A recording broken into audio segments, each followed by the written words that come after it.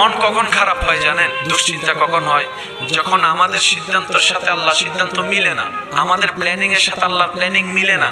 কিন্তু আমরা তো জানি হবে তো সেটাই যেটা রব চায়। আপনি ভালো থাকবেন কিভাবে মন খারাপ থেকে?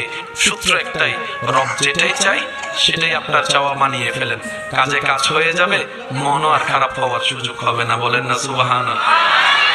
রব আপনার তকদিরে লিখে রেখেছেন সেই স্ত্রী যার বাড়ি হবে অমুক জায়গায়, আর আপনি এখানে একজনের ডিস্টার্ব করে করে পাগল করে ফেলতেছেন। আল্লাহ আপনার রিজিকের ব্যবস্থা রেখেছেন অমুক জায়গার দোকানে, আপনি আমি বিষয়ের জন্য পাগল হয়ে যাচ্ছি বাইরে। সেজন্য আমরা জানবো কিভাবে, বুঝবো কিভাবে? সেটা হচ্ছে রবের রহমতের উপর ছেড়ে দিতে হবে।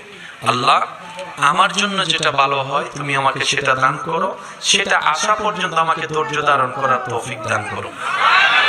আপনাকে যেতে হবে না, আপনার রবই আপনাকে সেই জায়গা পর্যন্ত পৌঁছাই দিবে